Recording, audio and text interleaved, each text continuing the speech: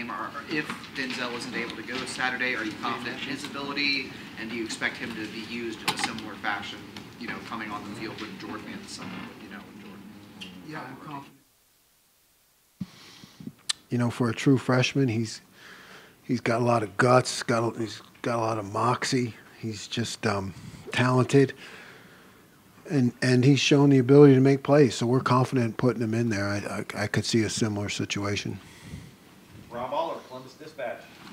Ryan Day was just in here talking about he coaches his team hard because it can take it and wants to be coached hard.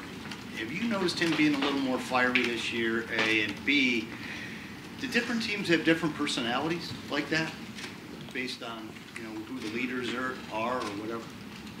Yeah, absolutely. Every team is different, and as coaches, we look for the best way to motivate them, and certainly with veterans, you can get after them a little bit harder, challenge them, and that's what we've been doing in practice. And Coach Day is always fiery since I've known him. He's always very intense and very committed, and he understands practice is what makes us better.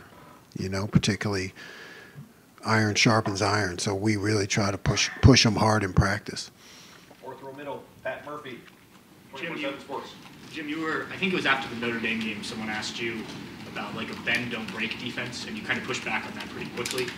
What is wrong with being a bend but don't break defense in your mind, at least for what you guys want to do? I don't know. I just don't like the way it sounds. So how would you describe the change? What would you classify this defense as, given how you've changed, which you've talked about quite a bit? One that prevents points, and that's our job. The stop rate is so important because that's the job of the defense. No matter where you go on the field, you got to prevent points, stop points. 3 seats away, Andy Backstrom, Letterman Road. Jim, what stands out about this Penn State offensive line? Would you say that's maybe the biggest test your defensive line will face this season so far? Yeah, Notre Dame was pretty good. Penn State is just as good. They're really big, really veteran players, and so they adjust well, and they can cover you up. Great size. Far left, Whitney Harding, WCMH. Jim, so much of going into the season focuses on preventing explosive plays. Penn State's last in the FBS in explosive plays, but they still score a buku of points. So what is challenging about that kind of an offense that just kind of grinds you out and still puts points on the board? Yeah, and their time of possession is awesome, and I think most red zone plays in the country. You got to find a way to. The challenging part is find a way to get them off schedule. Like if they just stick to a schedule and they can move down the field, they've been very successful at that. So you try to knock them off, kind of get them behind the sticks. But winning the situations, the third down and red zone, that becomes even more important because if you can win the third down, it's like stealing a possession. Middle left, Dan Hope, Lebanon Warriors. Jim, we saw Cody Simon play a lot more this past week. Just how do you feel like maybe him and Steele compare right now in terms of how they're playing? Yeah, they're neck and neck. Cody is continuing to earn more playing time. He plays both positions, extremely valuable, but he's earned the time, and he's extremely competitive at that position. What are the things that you think Cody brings to you when he's on the field versus what Steele brings? Cody brings kind of an added dimension in the run game, because he's more of a Mike linebacker type, so when he's in there at will, he can be more effective in the run game, and obviously Steele brings a stronger athleticism, seems to be able to make more plays in the passing game and cover more space. Doug Lane Reese, Kings of Columbus. Jim, you guys at times right against a heavy package team or a run team will play 3 linebackers together. Could that be a possibility this week? Or the way you've talked about Sonny as he's almost like a Sam linebacker, would that just be like, no, we'll put Sonny down in the box and let him do that? Yeah, we'll have both, but Sonny certainly gives us that flexibility to not have to, like we don't have to substitute because he can do both, but we'll always have both. And when you have somebody like Drew Allar, he hasn't thrown a pick yet in his career. How do you sort of game plan maybe for a quarterback who takes care of the ball, but maybe, I don't know, isn't going to take a lot of chances, just any kind of quarterback who's sort of playing that stylistically? Yeah, you've got to challenge receivers, in the intermediate area. He's really good at those passes, and you have to be able to put some pressure on him and kind of, present different looks to him, just to kind of get him thinking. We got to push our rush and really defend that intermediate zone. Far right, Nathan Baird, Cleveland.com. I think coming into the season, people would have spoken a lot of respect about Singleton and Allen, their running backs. Statistically, it hasn't been that impressive from Penn State. I guess just what are you seeing from them as far as what this rushing attack is this season? Yeah, I don't look at the statistics, but I look at the video, and it's impressive. They're hard running, a good 1-2 tandem. They hit the hole, and then they have the ability to bounce. They bounce plays a lot. So the film shows that they're really good, and they'll be a force to contend with. When did you first get an indication that Jermaine Mathews might be, and I know he wasn't starting, but that he might be able to be a big contributor this season? Yeah, really from the first day he arrived on campus. He's one of those guys that has a lot of energy. Like I said, he's got moxie, I call it. From day one, he was willing to step in there and compete, against some of the best receivers in the country. So when you see a young guy do that, you think he's got a chance. Front row right here, Austin Ward, Rivals, the podcast. Jim, was I don't know, a little bit of a mild surprise to see Caden McDonald out there making plays late, and maybe not a surprise to you, just me. Is he pushing in to expand some of the depth at tackle? What have you guys seen that he earned that opportunity? Yeah, he has. Our offensive coaches tell us kind of what's going on scout team, and he gives them fits down there. So he's a guy that we wanted to look at if we have the chance, and he seems to be a real force inside, and he plays with a high motor, just a really positive kid. So, yeah, I think he's got a chance to push into the lineup. Jeremy Birmingham, the podcast, Rivals.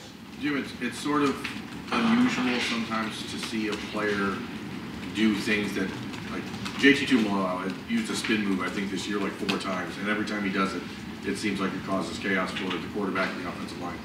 How much freedom does he have to experiment and do different things, or is it just a matter of in that moment he feels he's going to do that, or is he actively encouraged to not do that?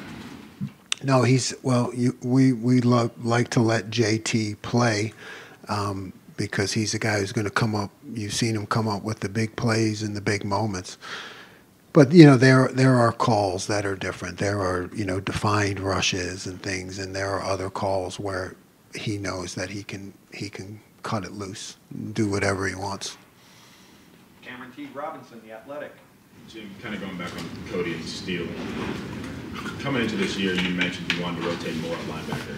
Is this kind of the snap share that you thought you'd have, or did Cody step up into taking into forcing your hand a little bit? Yeah, no, this is what I hoped for, and Cody's earned it. So I guess the answer would be both. I mean, I hope to get this, and he's really earned it with what he's done in practice and when he's got his chances in the game. Was it something early in the year that you wanted to see more from Cody before you gave him this role? Yeah, I what happens in practice is the ones get most of the reps. So, we had to keep looking at our own rotation, I guess you would say, to make sure that he got more and more opportunities, in practice. And, he earned it. Joey Kaufman, Columbus Dispatch. Jim, what did you see from Jack Sawyer Saturday for him to get his first sacks of the year? Jack's always been there, man. He's been close. We've faced a lot of quarterbacks that are getting the ball out of their hands quickly, which is good for our defense, but doesn't produce the high sack numbers. So he's been real close, It's just one of those things you knew was going to happen. Bill Rabinowitz, Columbus Dispatch. Another on JT. We all remember what he did against Penn State, and nobody's going to expect anyone to do that again. But what have you seen from I expect him to do it again. What have you seen from him this year in terms of, is he a better player now this year? What have you seen in terms of his growth? Yeah, increased football intelligence. I mean, JT is a awesome player in his own right, just kind of doing his thing. But I see a guy who continues to understand more about the defense and his role in the defense and, where the ball's going to come out based on the call, all those things. He just has a greater understanding. And we know Tyreek's, the things that with him have been consistency and the health. He's showing that this year. Is there anything that's happening kind of behind the scenes that you've seen that has allowed him to become really a dominating player? No, I mean, Tyreek is just, no. It just simply boils down to reps with him, The more reps he gets, the better he gets, So it's just really that staying healthy, like you said, the more practice time he gets and the more chances he gets better. Stephen Means, Nathan, Cleveland.com. Just when Denzel left the game, I think the immediate decision was to put Jermaine out there on that field side, on the boundary side, excuse me. But then there was times when Davis and Ignos was on that side and Jordan was on that side. Just, I don't even know how much of this you would want to get into, but in your scheme, what are the expectations for a guy playing field versus boundary corner? More isolation to the boundary, more press to the boundary, more help to the field with the big space and the time and distance kind of factor. So just things happen a lot faster into the boundary. What about Jermaine and Davis's skill sets make them fit at that boundary spot?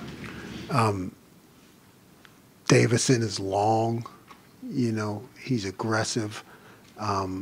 Against the run, what you see a lot, what you get, he's got to participate more in that into the boundary.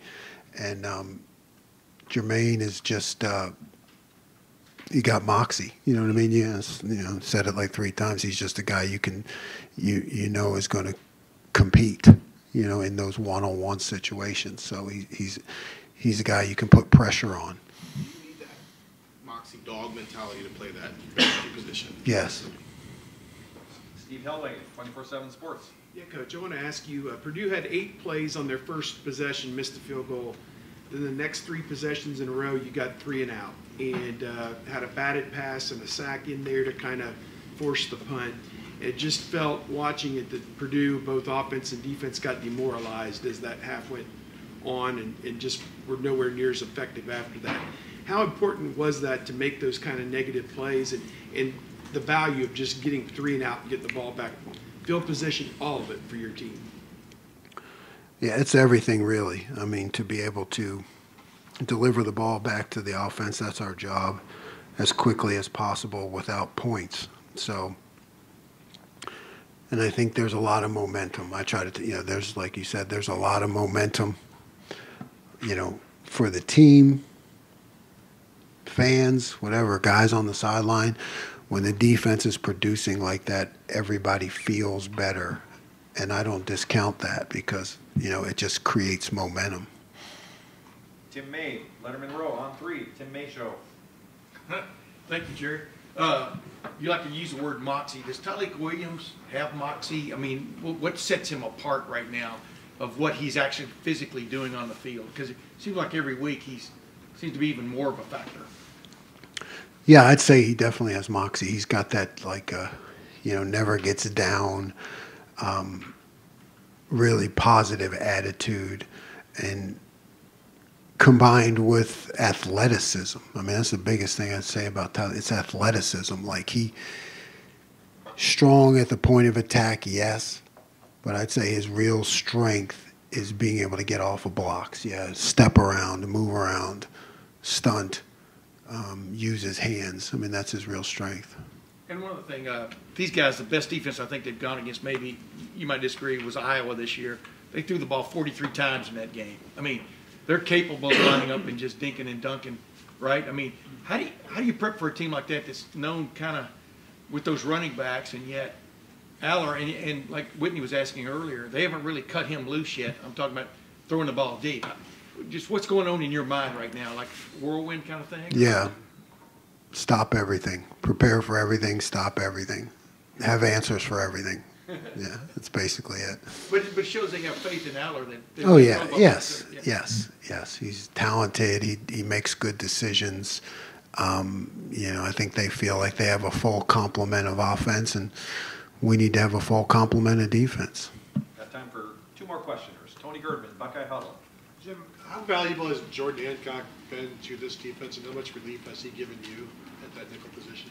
Yeah, he's, the versatility, and I guess the fact that he embraced it. He embraced the move into nickel, and then you saw us being able to put him back to corner. So that's not as easy as it looks. And nickel position involves a lot of different matchups, different routes, different fits in the coverage. So really, it started with his willingness. He just wanted to learn and embraced it, and it's given us a lot of confidence, I guess. To be able to move him back and forth. And then, is there a little part of you that is upset that Jermaine Mathews is not from Philly? I never thought of it that way, but yeah, I mean, I never thought of it that way. But he's got that Philly kind of attitude. Go Phils, by the way. I see the hat. On our way to the another World Series, right? That's right. Actually, Bill Landis from the Broad Street Bulletin gets the last question today. Is that paper still in existence? I think it's gone, isn't it? I used to deliver the Bulletin when I was in 4th grade.